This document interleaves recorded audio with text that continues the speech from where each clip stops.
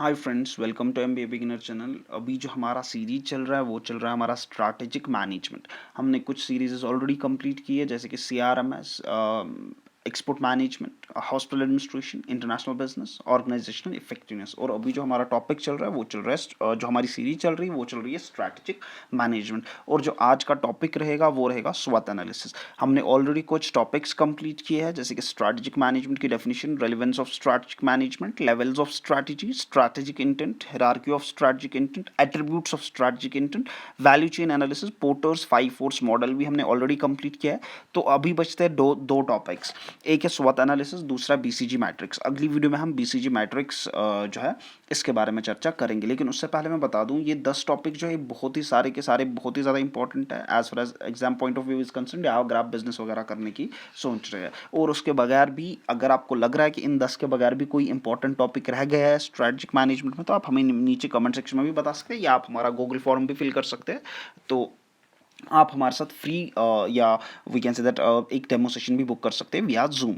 ठीक है, तो चलते हैं आज के टॉपिक पे, जो कि है स्वॉट एनालिसिस। देखिए, स्वॉट एनालिसिस सिंपली अगर हम कहें तो इस ये एक फ्रेमवर्क है जिससे हमें पता चलता है कि कंपनीज की कॉम्पिटिटिव पोजीशन क्या है, मतलब क्या हम अपने कंपटीशन के आगे उन झेल सकते हैं अपने कंपटीशन को, और उसके अगर जो हमारा कंपटीशन है उसके खिलाफ हम या उसके लिए हम एक स्ट्रैटेजिक प्लानिंग करते हैं।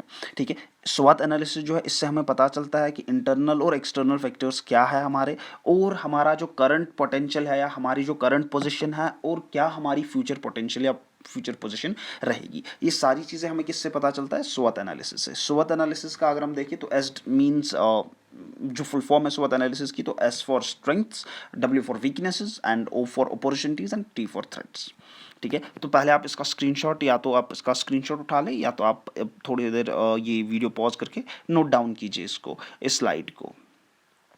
तो हम आगे चलते हैं, जो पहला रहेगा वो रहेगा स्ट्रेंथ्स। स्ट्रेंथ्स अगर हम सिंपली बोले तो इससे हमें पता चलता है, ये सेपरेट करता है, या इससे हमें पता चलता है कि हमारी ऑर्गेनाइजेशन या कंपनी क्यों दूसरों से डिफरेंट है। ठीक है, ये एक स्ट्रॉन्ग ब्रांड भी हो सकता है, लॉयल कस्टमर बेस। मुझे नहीं लगता एप्पल से ज़्यादा आईफोन, ठीक है एप्पल, ठीक है एप्पल प्रोडक्ट्स, उससे ज़्यादा किसी को kind of we can say that उससे ज़्यादा लॉयल कस्टमर बेस किसी के हो सकते हैं। I don't think so. अगर आप किसी भी आईफोन यूज़र से पूछेंगे कि आप एंड्रॉयड यूज़ करना चाहेंगे, वो नहीं करेगा, क्योंकि एप्पल एक ऐसा काइंड ऑफ थिंग बन चुका है। पहले ही मैं ये नहीं कहूँगा कि वो खाली एक लग्जरी प्रोडक्ट है, उसमें आपका कभी हैंग नहीं होता फ़ोन, बाकी चीज़ें काफ़ी सारे उसमें आपके फ़ोटोग्राफ्स वगैरह सारा कुछ उसमें बहुत ही यूनिक है। आपकी प्राइवेसी बहुत ही उसमें काइंड ऑफ ध्यान रखा गया आपकी प्राइवेसी का, as compare to androids and other things. ठीक है, तो लॉयल कस्टमर बेस भी हो सकता है, स्ट्रॉन्ग बैलेंस शीट भी हो सकता है, आपके पास कोई यूनिक टेक्नोलॉजी है वो भी हो सकता है, और भी बहुत कुछ। तो स्ट्रेंथ्स का क्या हम देखेंगे? स्ट्रेंथ्स से हमें पता चलता है कि हम कहाँ पे एक्सेल कर रहे हैं, कैसे हम सेपरेट कर रहे हैं कॉम्पिटिशन से, ठीक है, कैसे हम दूसरों से मुख्तलिफ है, ये सारी चीज़ें हमें स्ट्रेंथ से पता चलता है। दूसरा क्या है स्वॉट एनालिसिस का? W for weaknesses. वीकनेसेस क्या होता है? वीकनेस जो है ये हमारी ऑर्गेनाइजेशन को अच्छे से परफॉर्म नहीं करने दे रही है, मतलब इससे हमारी ऑर्गेनाइजेशन जो है जो कंपनी जो है वो अच्छे से परफॉर्म नहीं कर पा रही होती है। ठीक है, ये कुछ ऐसे एरियाज होते हैं जहाँ पे हमें इंप्रूवमेंट्स लाने की ज़रूरत होती है, जो हमें थोड़ा सा सुधारने की ज़रूरत होती है, to remain in the market, to survive in the market, to beat the competition.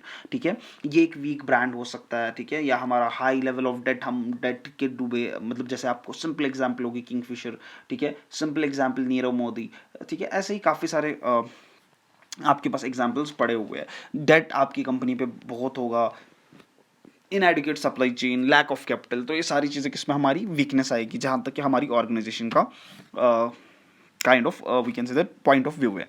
तो यहाँ पे मैं पहले थोड़ा सा वेट कर लेता हूँ, आप या तो इसका स्क्रीनशॉट उठा ले, या तो आप ये नोट डाउन कर ले।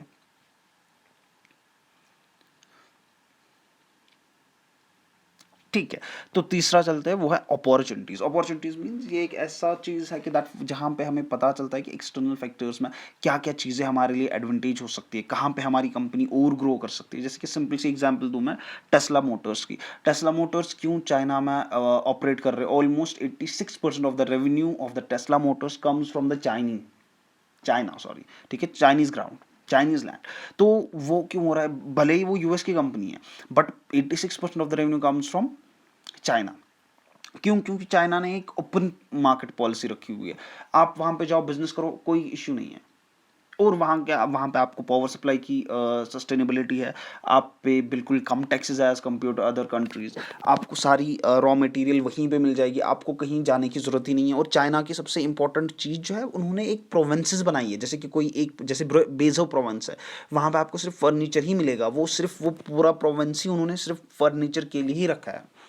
वहाँ पे जो भी फैक्ट्री आपको मिलेगी, जो भी चीज़ मिलेगी, वो सिर्फ फर्नीचर के रिलेटेड ही होगी। तो उन्होंने वो इकोनॉमिक जोन्स, ठीक है, SEMs हम जिनको कहते हैं, सेमी इकोनॉमिक जोन्स, तो वो सारी चीज़ें स्पेशलाइज्ड इकोनॉमिक जोन, सॉरी, ठीक है, तो वो उन्होंने उस चीज़ के लिए बनाया। तो इसीलिए चाइना एक बहुत ही, हर कोई इसीलिए चाइना मार्केट प्रेफर करता है। तो भले ही इतने 200 से ज़्यादा कंट्रीज हैं, बट हर कोई चाइना ही इसलिए प्रेफर करता है क्योंकि चाइना ने बहुत ही ईजी बनाया, open kind of a thing बनाया कि दैट आ जाओ आप, यहाँ पे आ जाओ, आप बिजनेस कर लो। उससे चाइना को क्या मिलता है, टैक्स भी मिलता है, और वहाँ की एम्प्लॉयमेंट जो है वो बहुत ही ज़्यादा ग्रो कर रही है, ठीक है। चाइना ऐसे ही नहीं पहुँचा है इधर, बहुत ही ओपन मार्केट है, बहुत ही kind of we can say that वहाँ पे अपॉर्चुनिटीज़ मिलती है। वही इसीलिए टेस्ला भी वहाँ पे है, एप्पल भी वहाँ पे है, बहुत बड़ी बड़ी कंपनीज ऑलरेडी वहाँ पे एग्जिस्ट करती है, और छोटी कंपनीज भी वहाँ पे ऑलरेडी एग्जिस्ट करती है। जो भी बाकी कंट्रीज़ की छोटी छोटी बड़ी बड़ी कंपनी सारी का, अगर मैं सिंपल भाषा में कहूँ तो China is the manufacturing capital of the world, ठीक है। अब आते हैं थ्रेट्स पे।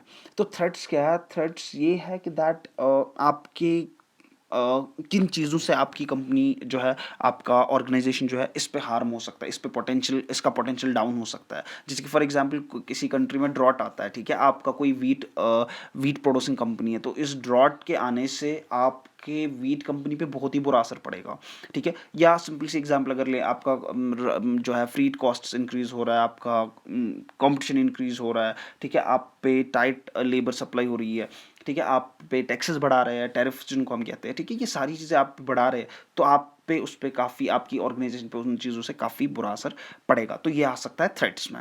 तो स्वोट एनालिसिस में क्या हमने देखा, ऑलरेडी हमने देखा कि स्वोट एनालिसिस का full form strengths, weaknesses, opportunities and threats, ठीक है। इसमें हमने ये सारा कुछ डिस्कस किया। इसके बगैर भी अगर आपको लग रहा है कि कहीं डाउट है, कोई क्वेरी है, तो आप नीचे कमेंट सेक्शन में भी बता सकते हैं, या आप हमारा गूगल फॉर्म भी फिल कर सकते हैं, तो हमारा रिप्रेजेंटेटिव आप तक पहुंच जाएगा।